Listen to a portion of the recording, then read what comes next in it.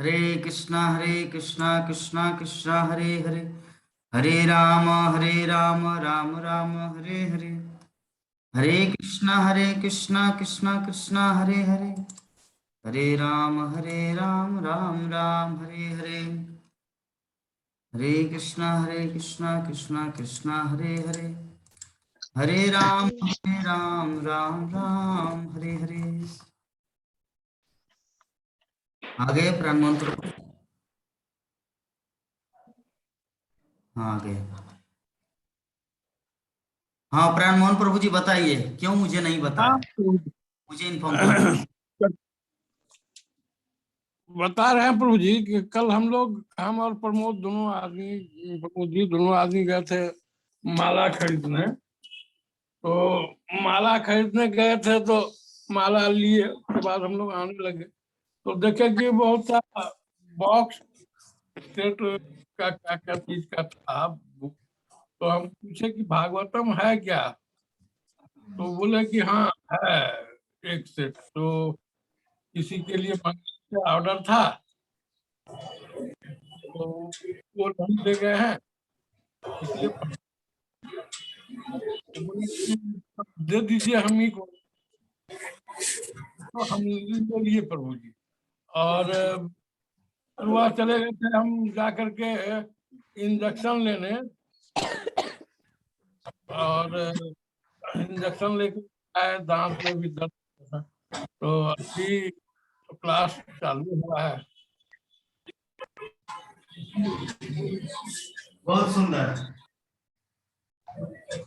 चलिए, सुंदर बात है, हमारे प्राण मोहन प्रभु जी के घर में श्रीमद् भागवतम का आगमन हुआ, तो जिसमें हमारे प्रमोद प्रभु जी का हाथ है। प्रमोद प्रभु जी जी इंस्पायर किए विभा माता जी का पति परमेश्वर, जिसके कारण जी प्राण मोहन प्रभु जी के घर में श्रीमद् भागवतम हुआ आया। जी जी तो जी तो गीता माता जी की बहन सीमा माता जी के घर में जब श्रीमद् भागवतम आया, तो मैं प्राण मोहन प्रभु के चेहरे में देखा कि मैं क्या नहीं ले सकता हूँ क्या। तो मैं सोचा कि शायद प्रभु जी का वही गुस्सा कल। चलिए नहीं बहुत। प्रभु जी नहीं, ऐसा ऐसा कुछ नहीं था। गए थे, संजोग से उपलब्ध था, इसलिए सोचे कि है तो ले लिया जाए, यही तो इसलिए रखना ले लिया। चाहिए। इस संसार के लोग जो है ना, सब उनके पास गाड़ी है, बाड़ी है, नौकर है, चाकर है, एवरीथिंग, लेकिन श्रीमद् भागवतम रखना नहीं चाहते।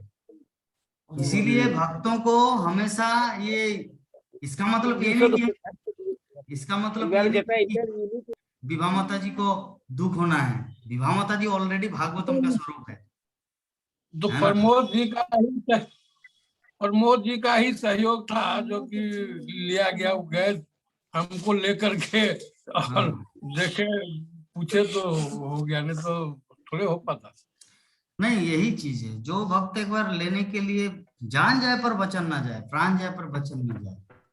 राकेश कुमार राय प्रभु जी दो शब्द बोलिए कि प्राण मोहन प्रभु जी भागवतम घर में लाए। मोबाइल कैसे कीजिए, मोबाइल कैसे, गाड़ी चला रहे, गाड़ी चला रहे आप। हरे कृष्णा, दंडवत प्रणाम प्रभु जी। आप थोड़ा गाड़ी को रोकिए, हरे कृष्ण। गाड़ी को रोकिए। हाँ जी प्रभु जी। हाँ अभी जी बताइए जी प्राण जी। मोहन प्रभु जी के लिए मंदिर से क्या फोन कॉल्स आए थे कि हाँ। भागवतम नहीं देंगे, पैसा कम हो रहा है, या लाइक लाइक दैट, क्या कुछ है बताइए। एक का पर एक रिंग आया प्रमोद प्रभु का कि भागवतम हम ले लिए हैं, राधा वन बिहारी मंदिर में है हम लोग। तो प्रभु जी को बताया कि भाई हम राकेश राय जी के रिलेटिव हैं। बोला ठीक है तब रिंग किए, मेरे कोई जरूरत नहीं है एकदम जो है ना। और हम लोग में कोई चीज है शब्द का पता चल जाता है कि ये लोग इस्कॉन से जुड़े हुए हैं। सभी लोग जग में विग्रह को मूर्ति बोलते हैं, हमारे इस्कॉन में विग्रह बोलते हैं। दूसरा नंबर भागवतम हमारे आप में किसी में कहाँ ताकत है कि कोई खरीद पाएगा। जी। हमने मंदिर को सहयोग राशि दिया। भागवतम खरीदने का तो पावर हम लोग में है ही नहीं कि कोई भागवतम परचेज कर सकता है, खरीद सकता है। ये तो सहयोग राशि दे करके। और गए थे यही हरिभजन को होटल लगे के पास गए थे लोग लेने के लिए माला जो है। लेकिन वहां तो भागवतम इनको चिपकना था और भगवान की कृपा थी। इनके घर में जो है बड़े बड़े लोग हैं प्रभु जी, जिनके यहाँ अरबों करोड़ों का मकान है, और 2-4-5 सालों के बाद जो है उनके बाल बच्चे मीट मांस मदिरा पान और वेश्यावृत्ति में पूरे धन को बहा देते हैं। ऐसे सैकड़ों हमारे निगाह में हैं जिन्होंने यहाँ करोड़ों अरबों कमाया, और आज उनके बच्चे जो हैं भीख मांग रहे हैं। लेकिन ऐसा कोई घर नहीं है जिस घर में भागवतम हो, गीता हो, और उसके बच्चे अगर जो है, क्योंकि संस्कारित है, वो पैसे के कभी भी जो है मिसयूज नहीं कर सकते हैं, गलत मार्ग पर नहीं जा सकते हैं, गलत संगति नहीं कर सकते हैं, वो सत्संग करेंगे। तो जहाँ सत्संग और संतों का संग होगा, जहाँ सही लोगों का संग होगा, वहाँ निश्चित ही है कि इसका परिणाम तो अच्छा होगा, सुंदर होगा, जहाँ भगवान का वास होगा। तो आज प्राण मोहन प्रभु के घर में जो है भागवतम आगमन हुआ है, और उसका पूजा पाठ और विधिवत जो है, तो हम अभी जाएंगे भी उनके यहाँ जो है, थोड़ा सा दर्शन करने किधर रखे हैं, कैसे उसका जो है, तो कल उसी में हो गया, मालूम चला कि भागवतम का है, तो हमने जो है। हरे कृष्णा, दंडोत प्रणाम प्रभु जी। बहुत सुंदर प्रभु जी। तो वही चीज देखिए, अभी हमारे राकेश कुमार राय प्रभु जी जो एग्जाम्पल दिए कि लोगों के पास एक समय था कि करोड़ों अरबों की संपत्ति था, लेकिन आज उनका मतलब पीढ़ी भीख मांग रहे सड़क में। क्यों? कि धन तो था, लेकिन उस समय ज्ञान नहीं था, भक्ति नहीं था, जिसके कारण लक्ष्मी देवी का नाम है चंचला, चंचला इधर से उधर चले गए। तो अगर सच में लक्ष्मी देवी को हमेशा जीवन में बांध के रखना है, तो घर में भगवान को रखना है, और भगवान इस संसार में श्रीमद् भागवतम के रूप में है। ठीक है, तो अच्छा है। तो विभा माता जी, क्या ममता माता जी आपका जपमाला लिए? जपमाला लिए? अभी तो कल रात में आया है प्रभु जी, सुबह ड्यूटी चले गए थे, अभी दिए नहीं, आज शाम को दे देंगे जा करके। ठीक है, जपमाला दे देना ममता माता जी को। कल रात में आया है, सुबह तो 6 बजे ड्यूटी चले गए, आज शाम को जाएंगे तो दे देंगे। भगवान की चीज को जितना जल्दी हो सके एक्सेप्ट करना चाहिए, उसको जितना देर करेंगे माया देवी हम लोग को ठग लेंगे, बाद में पछताना पड़ेगा। मैं बता रहा हूँ, चाहे ममता माता हो या मेरी माँ हो या कोई भी हो, अगर उसमें देर करेंगे तो खुद को नुकसान है। भगवान का वोट नहीं बढ़ेगा कि उसको वोट देने से एक व्यक्ति ज्यादा माला जपेंगे तो भगवान का वोट बढ़ जाएगा, वो मुख्यमंत्री बनेगा, ऐसा कुछ नहीं है। भगवान अपने आप में भोक्ताराम जगत तपसांग सर्वलोको महेश्वरम, अगर उनकी भक्ति करे या ना करे। गंगा जल में, गंगा नदी में फर्क नहीं पड़ता कि अगर आप एक अंजुली पानी उठा के अगर गंगा देवी को अर्पण न करे तो गंगा देवी का माइनस है, माइनस आपका है। वो तो गंगा का पानी आप उठा के उनको ही दे रहे है ना। इसीलिए हर चीज में जल्दी करना है। जैसे राकेश कुमार प्रभु रांची और जो भी जितने सारे भक्त हैं, एक बार बोला तुरंत सेकंड टाइम में, तो कभी कॉम्प्रोमाइज नहीं करा। भक्ति संबंधित कोई भी चीज में कॉम्प्रोमाइज नहीं करना है, कॉम्प्रोमाइज करेंगे तो लाइफ हमारा कॉम्प्रोमाइज होगा। ठीक है, तो चलिए अभी हम लोग शुरू करते हैं हमारे श्रीमद् भागवतम की कक्षा। आज का श्लोक है हमारा प्रथम स्कंद 10वां अध्याय, श्लोक संख्या 11-12 ना, या 10-11, 11-12, यस 11-12। सत्संगान मुक्त दुसंगो हातुम नोत्सहते बुध कीर्तमानम जसवो यस्य शक्तिता कर्ण रोचनम तस्मिन् अस्ति धियो पार्था सहेरन विरहम कथम दर्शन स्पर्श लापास अयनासन भोजन, शयनासन भोजन। तो जिसका अर्थ है यहाँ पर बताया गया है कि वो बुद्धिमान जिसने शुद्ध भक्तों की संगति से परमेश्वर को समझ लिया है और भौतिक कुसंगति से अपने को छुड़ा लिया है, वो भगवान के जस को सुनने से चूकेगा नहीं। उसने चाहा उनके विषय में एक ही बार क्यों न सुना हो, तो भला पांडव उनके बीजों को कैसे सह पाते, क्योंकि वो उनसे घनिष्ठा पूर्वक संबंधित थे। उन्हें साक्षात अपने समक्ष देखते थे, उनका स्वागत करते थे, उनसे बातें करते थे और उन्हीं के पास सोते उठते बैठते तथा भोजन करते, है ना। तो आज के श्लोक जो हमारा 2 श्लोक है, इसके विषय में चर्चा वाली बात क्या है कि अगर कोई बुद्धिमान परमेश्वर के विषय में सत्संगति से एक बार उनके यश को सुना है, एक ही बार क्यों न सुना हो, एक बार रुक्मिणी भगवान के विषय में एक बार सुने थे, क्या है श्लोक? जोर से। श्रुत्वा गुणान् भुवन सुंदर शृण्वतां ते निर्विश्य कर्ण विवरैर्भर्तुं गतापं रूपं दृशां दृशिमताम् अखिलार्थलाभं थयुच्युता विचत सुत्तम पद्मपते। अर्थ? मैंने बस आपको देखा नहीं है, सिर्फ सुना है, नारद जी के मुख से और संतों के मुख से केवल सुना है, देखा नहीं है उसका। तो यहाँ पर हम लोग जानते हैं कि जब रुक्मिणी का शादी होने वाला था, किसके साथ? शिशुपाल के साथ। हाँ, तो शिशुपाल के साथ तो शिशुपाल तो शराब पीने वाला गुंडा, गांजोड़ी, ताश खेलने वाला व्यक्ति है। तो कोई लड़की क्या चाहेंगे कि मेरा पति ताश खेलने वाला हो या शराब पीने वाला हो, उनके साथ जाए? नहीं, कोई गर्ल्स, कोई भी लड़की नहीं। क्या दीक्षा, आप चाहेंगे इस तरह का कोई पति? आप चाहेंगे? बताओ बताओ बताओ। मुझे शादी ही नहीं करना है, सबसे अच्छा।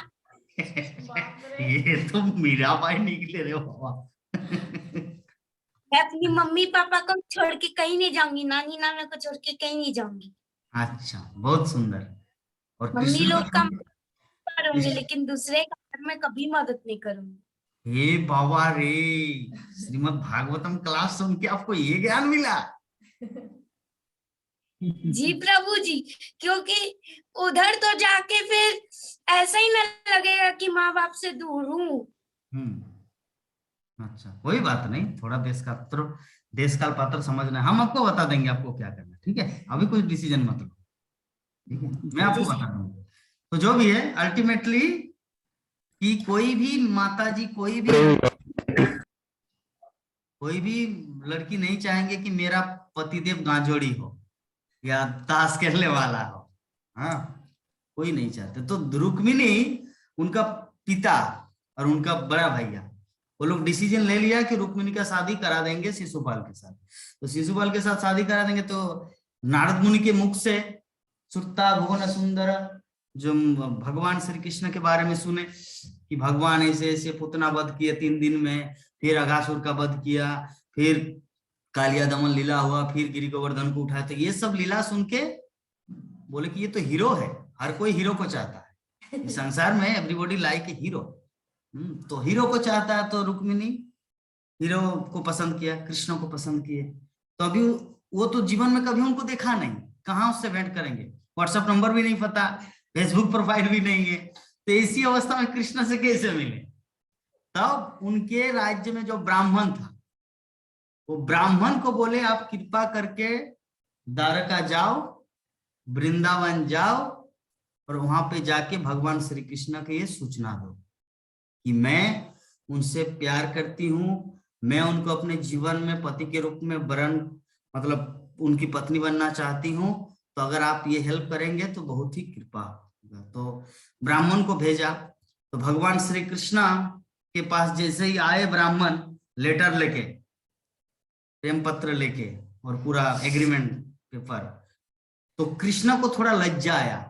बलराम सामने बैठे हैं और भी राजा के जो सभासद। तो अभी अगर सिंगली पर्सनली अगर ब्राह्मण को बोले किसी को बोलना नहीं, आप मुझे चुपके से सुना, तब तो ये गड़बड़ होगा, बलराम समझेंगे ये तो चुपके से प्रेम कर रहे हैं। तो इसीलिए भगवान श्री कृष्ण क्या बोले, ब्राह्मण, जो भी पत्र किसी ने भेजा है उसको भरी सभा में सुनाओ। तो भरी सभा में अभी ब्राह्मण पढ़ने लगा कि हे कृष्ण, हे मुरलीधर, हे गिरिधारी, मैं तुमसे बहुत प्यार करता हूँ।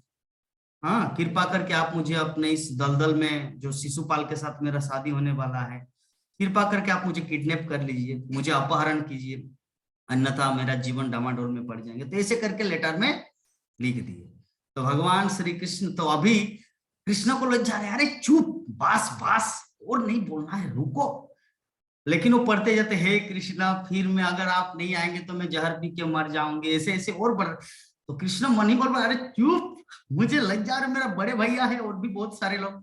तो जो भी अल्टीमेटली इसके माध्यम से क्या हुआ, रुक्मिणी का अपहरण किए भगवान श्री कृष्ण ने, उनको जीवन रक्षा दिया और उनको पत्नी के रूप में स्वीकार किया।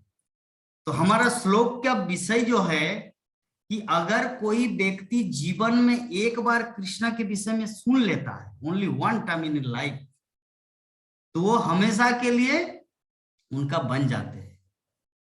कहने का अर्थ आज का श्लोक क्या है हमारा? एक तथ्य है इसमें, कॉम्पेरेटिव तथ्य अर्थात तुलना, कि अगर कोई एक बार कृष्ण को देखे या कृष्ण के बारे में सुने तो कृष्ण को प्यार करने के लिए, कृष्ण की पत्नी बनने के लिए तैयार। तो भला कुंती, उत्तरा, धृतराष्ट्र, अर्जुन, ये सब तो कृष्ण से एक साथ बैठते थे, खाते थे, पीते थे, सोते थे, एवरीथिंग। तो ये लोग कैसे कृष्ण को भूलेंगे जब कृष्ण हस्तिनापुर से द्वारका जा रहे? ये तो मूर्छित होने का पूरा पूरा चांस है ना। तो ये है आज के हमारे श्लोक का विषय। तो यहां पर जो शब्द आया है वो है बुद्धिमान व्यक्ति का। यहाँ पे पहले ही शब्द आया बुद्धिमान, वो बुद्धिमान, यहाँ पे देखिए उल्लेख है, प्रभुपाद लिख रहे हैं, वो बुद्धिमान जिसने शुद्ध भक्तों की संगति से परमेश्वर को समझ लिया। ये भगवान को कैसे समझा जा सकता है? पहले लाइन में लिखा है, शुद्ध गोस्वामी सोनक आदि ऋषियों को बता रहे क्या? जो बुद्धिमान है वो भक्तों की संगति से परमेश्वर को समझेगा, अकेले बैठकर नहीं। सावर्ण मंडलिक प्रभु कल आपको क्या बोले थे? हम कल क्या बोले थे कि भगवान को समझने के लिए भक्तों का संग जरूरी है। इंडिविजुअली पढ़ाई करने से हम लोग पूरी तरह से भगवान कृष्ण को समझ नहीं सकते। आपको बोले थे कल।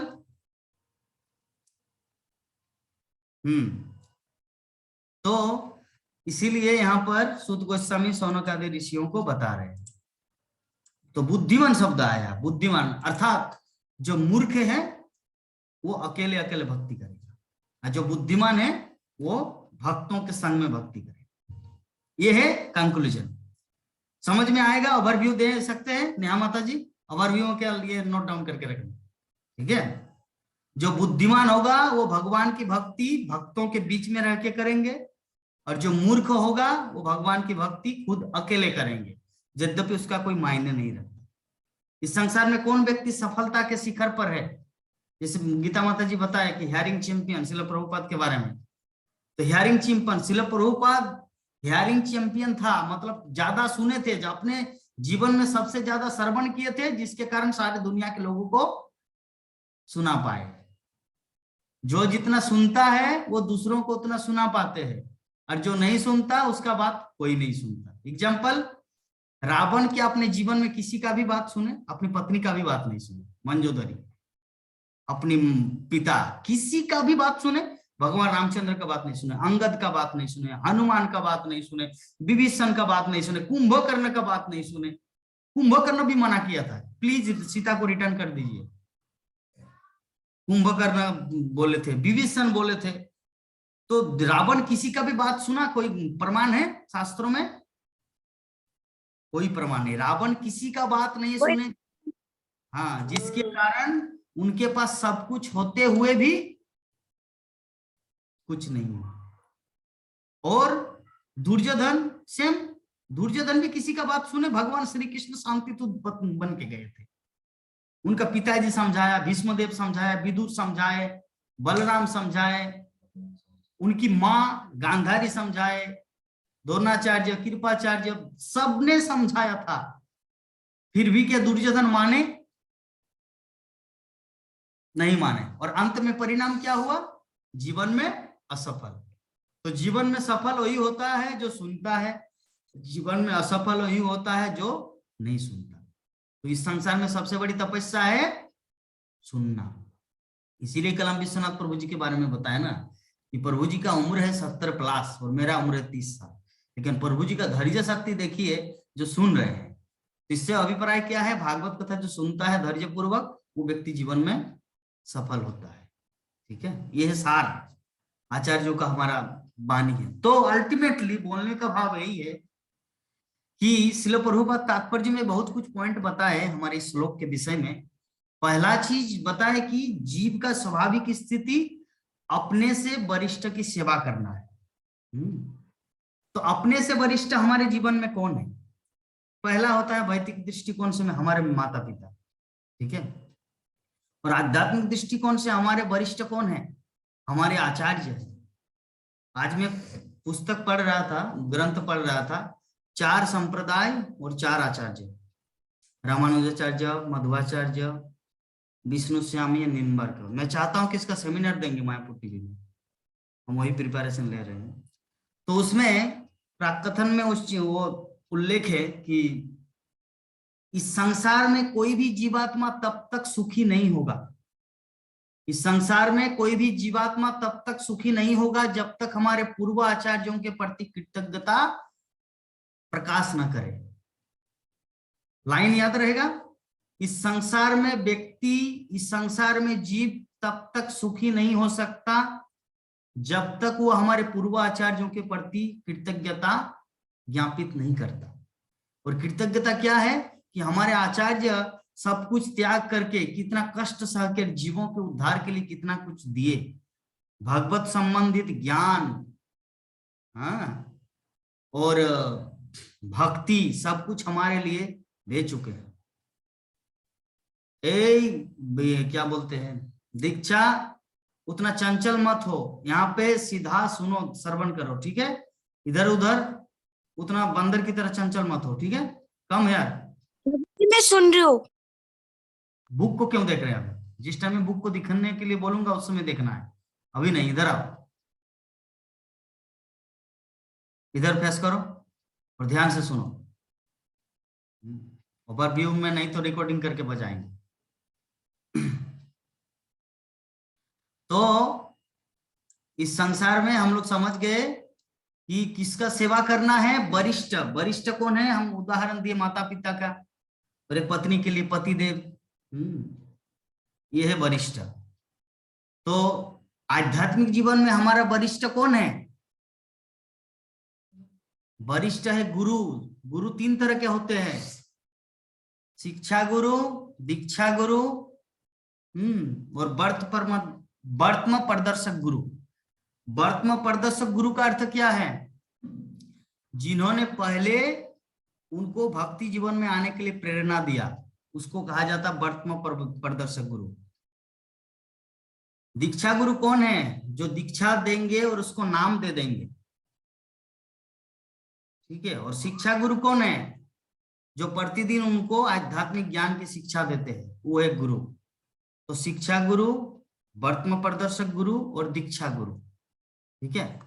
एग्जाम्पल के रूप में जैसे हमारे गीता माता जी के घर में वो 2 एक दिन आए थे ना, एक लड़का लड़की, मतलब माता जी और प्रभु जी, और उनकी एक छोटी सी बेटी थी।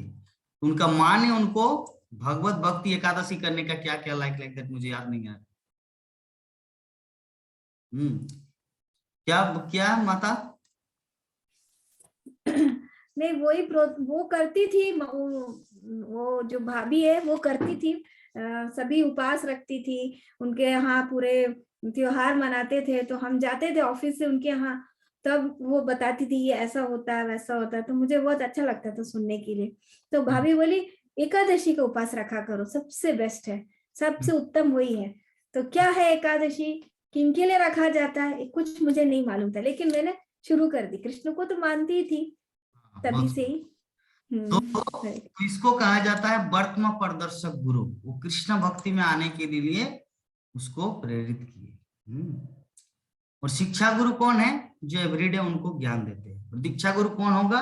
जो उनको दीक्षा देंगे, ठीक है? तो अभी जैसे माता जी इनडायरेक्टली बोले कि हमारी माता जी, तो बहुत देर के बाद पता चला कि लक्ष्मी। उसी प्रकार शिक्षा गुरु कौन है? अभी आप लोग खुद समझो, मुझे नहीं बोलना है। तो बोलने के भाव हम लोग समझ गए कि संसार में हर व्यक्ति अपने वरिष्ठ की सेवा करता है। तो आध्यात्मिकता में वरिष्ठ होता है जो ज्ञान देते हैं हम लोग को, अध्यात्म ज्ञान। और भौतिकता में वरिष्ठ होता है पति या माता पिता। जैसे हमारे दीक्षा बोले कि मुझे शादी नहीं करनी है क्योंकि मुझे माता पिता की सेवा करना है, नाना नानी के साथ रहना। हाँ, तो इसका मतलब क्या है? वो लोग सीनियर है, वरिष्ठ है, और दीक्षा क्या है? छोटी बच्ची है। तभी उनके हृदय में वो भावना है कि मैं अपने वरिष्ठों की सेवा करो। तो जीव का ये स्वाभाविक प्रवृत्ति होता है। तो विषय वस्तु ये है, श्रील प्रभुपाद तात्पर्य में लिख रहे हैं कि जीव की जो स्वाभाविक स्थिति क्या है, अपने से वरिष्ठ की सेवा करना है।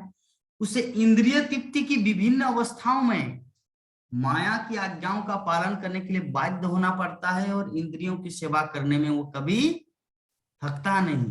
यदि वो थक भी जाए तो मायाओं से इंद्रियों को सेवा करने के लिए निरंतर बाध्य करती है, और कभी संतुष्ट नहीं होती। इंद्रियों की सेवा मतलब हम लोग समझ रहे हैं, इंद्रियों की सेवा का अर्थ होता है जैसे लक्ष्मी कभी कभी उदाहरण देती है कि हम लोग वो उसे नहीं देखना चाहिए जो हमारा मन चाहते हैं, बल्कि वो देखना चाहिए जो मन नहीं चाहते। क्या बोलते हैं? जो आंखें देखना चाहती है वो हाँ, हम ना देखें, जो हम yes. देखना चाहती है वो आंखें हम देखें। लोग जिसको देखना चाहते हैं उसको देखना चाहिए, आंखें जो देखना चाहती है उसको देखना नहीं चाहिए। तो अगर हम लोग आंखें क्या देखना चाहते हैं, सास बहू का सीरियल, आंखें क्या देखना चाहते हैं, साथिया साथ निभाना, आंखें क्या देखना चाहते हैं, फूल और कांटे, हाँ, लड्डू गोपाल। तो आंखें क्या देखना चाहते हैं, जो मेटेरियल थिंग्स है, ठीक है, जो मेटेरियल चीज में बड़े चढ़े हैं, ये सुंदर सीरियल, जूनियर जी, शक्तिमान, ये सब देखना चाहते हैं, ठीक है। लेकिन क्या देखना चाहिए हम लोगों को, जो देखना नहीं चाहते, हम लोग जो देखना चाहते हैं। और हम लोग को बुद्धिमत्ता के साथ क्या चीज देखना चाहिए, जो हमारे कौन प्रभु जी या माता जी उदाहरण दिए, विश्वनाथ प्रभु जी बताया ना शायद, कि हम लोगों को, या विवाह माता जी ने शायद, कि एकमात्र अच्छा चीज देखना चाहिए कृष्ण से। हाँ, देखना है तो कृष्ण को देखना है, सुनना है तो कृष्ण कथा सुनना है, और बोलना है तो हरि का गुणगान। तो अल्टीमेटली ये है बुद्धिमत्ता का परिचय, है ना, ये है हमारे बुद्धिमत्ता का परिचय। तो अगर इसके अनुसार अगर हम लोग अपने जीवन में चलेंगे तो क्या होगा, हमारा जीवन सफल होगा। और इसके विपरीत चलेंगे तो क्या होगा, वही दुर्योधन का जैसा हाल हुआ था और रावण का जैसा हाल हुआ था। उतना शक्तिमान होने के बावजूद भी, शक्तिशाली होने के बावजूद भी असफल हुए। क्यों? क्योंकि वो किसी की बात नहीं सुनते। तो जीवन में सफल होने का सबसे बढ़िया तरीका क्या है, किसी को सुनना। और किसी को सुनना मतलब आचार्यों को सुनना। हम जो सुना रहे आप लोगों को, क्या जगन्नाथ देवदास बोल रहे हैं या प्रभुपाद का तात्पर्य बोल रहे हैं? शिल प्रभुपाद का तात्पर्य बोल रहे हैं। और शिल प्रभुपाद तात्पर्य बोल रहे मतलब विश्वनाथ चक्रवर्ती ठाकुर का टीका, श्रीधर स्वामी का टीका, और श्रीधर स्वामी टीका, वल्लभ विद्याभूषण ठाकुर का टीका। तो ये है आचार्य, हमारे गुरु परंपरा से ज्ञान प्राप्त है, जिसके कारण ये प्रभावित होगा, इफेक्टिवनेस आता है हमारे जीवन में। जब तक ये शुद्ध ज्ञान नहीं आता हमारे लाइफ में, तब तक उसका कोई मूल्य नहीं होता। तो अल्टीमेटली समझने वाली जो बात है कि ये जो इंद्रिय तृप्ति है, जो व्यक्ति इंद्रिय तृप्ति के लिए कभी थकता नहीं, तो ऐसे इंद्रिय तृप्ति व्यापारों का कोई अंत नहीं है, और बद्ध जीव छूटने की आशा के बिना इसी सेवा में उलझा रहता है। हम लोग श्रवण किए थे आपका वो सुअर के विषय में। इंद्र एक बार क्या बना था, इंद्र क्या बने थे, सुअर। तो सुअर बन के वो क्या खा रहे थे, यहाँ पर आके, दीक्षा ना बोलना, दीक्षा ऐसा कुछ बोल देंगे सबको हंसी आएगा। तो सुअर क्या खा रहे थे, मल, ठीक है। और खाने के बाद ब्रह्मा जी ने सोचा, अरे अगर ऐसे ही मतलब खाली रहेगा जगह स्वर्गलोक, तब तो बहुत ही डामाडोल पड़ जाएंगे, असुर लोग आक्रमण करेंगे और सब कुछ मतलब बिगड़ जाएगा। तो चलो इंद्र को लाते हैं, क्योंकि वो अभी क्या सुअर मल खा रहे हैं, इधर उधर दौड़ रहे, कीचड़ में सो रहे हैं, ठीक है। तो ब्रह्मा आए, बोले क्यों है इंद्र, ये मैं ऐसे क्यों बोल रहा हूँ, आप लोग को पता है ये सुर में क्यों बोल रहा हूँ ऐसे? ओहे इंद्र, हमारे मायापुर में जो एक सबसे वरिष्ठ ब्रह्मचारी थे, जिसका नाम है मुरारी गुप्ता प्रभु, जिन्होंने प्रभुपाद को देखा था। तो जब मैं 2014 में इस्कॉन ब्रह्मचारी आश्रम ज्वाइन किया मायापुर, तो प्रभु जी क्लास देते थे। प्रभु जी का रूप हमारे प्राण मोहन प्रभु के जैसे, एज इट इज, पूरा एज इट इज प्राण मोहन प्रभु जी के जैसे है रूप हमारे मुरारी गुप्ता प्रभु का। कभी, अभी तो हमारे पास समय नहीं है, कभी मुरारी गुप्ता का जो मायापुर टीवी में जो दिया है, जो भागवतम क्लास है, वो जब डिस्प्ले करेंगे तब आप लोगों को पता चलेगा कि प्रभु जी सच में बता रहे। तो प्राण मोहन प्रभु जी का जैसा स्वरूप था। तो मुरारी गुप्ता प्रभु इस तरह क्लास दे रहे थे, और हम लोग न्यू डिवोटी ट्रेनिंग, नया डिवोटी ज्वाइन करना पड़ता 2014 में। तो जब बोले ओहे इंद्र, मतलब भूसुर, सुअर को ब्रह्मा आके बोले ओहे इंद्र। तो हम वहां पे मंदिर के अंदर जो क्लास चल रहा है उसी में हम हंस दिए। उसके वो इतना साइलेंट में सब कथा चल रहा है, और उसी जगह में मैंने हंस दिया, क्योंकि हंसी में रोक नहीं पाया। ऐसे बोल रहे हैं जैसे, अगर मैं मान लीजिए, जैसे कल मैं मंदिर से आ रहा था, आज का ही बात है, मंगल आरती, आज मैं तुलसी आरती गए मंदिर में, तो एक कुत्ता सोया हुआ था। तो लक्ष्मी बोले ओ कुकुर उठो, 4टा तो बजे गए छे, उठो। मतलब कुत्ता को बोल रहे हे कुत्ता उठो, 4 बज गया है, अरे हम लोग मंगल आरती करके आ रहे। तो इससे तो मैं बोला कि आप कुत्ते से बहुत प्रेम करते हैं। ओहे कुत्ता उठो। तो जैसे ब्रह्मा जी इंद्र को बोला था, इंद्र जो सुअर बन चुके हैं, तो सुअर की बोलते ओहे इंद्र।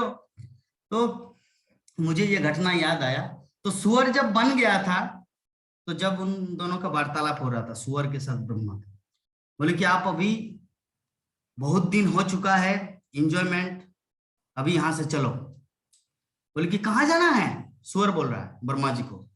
बोले कि अरे आपका घर जाना है, आपका घर स्वर्गलोक है, यू आर इंद्र, आप इंद्र है, स्वर्ग के राजा।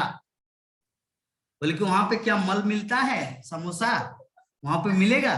बोले कि नहीं, वहां पे इस तरह कीचड़ चीज नहीं मिलेगा। बोले कि तो वहां पे सोने के लिए इस तरह कीचड़ है? बोले कि नहीं, वहां पे आपका पलंग है, अच्छा सुंदर सोफा है, गद्दी है, वहां पे बैठ सकते हैं।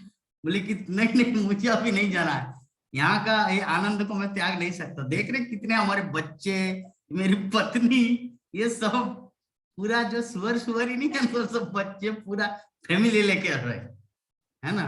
तो शिला प्रभुपाद राजविद्या बोल के एक छोटा सा बुक है, 20 रुपया में आता है, राजविद्या द किंग ऑफ नॉलेज।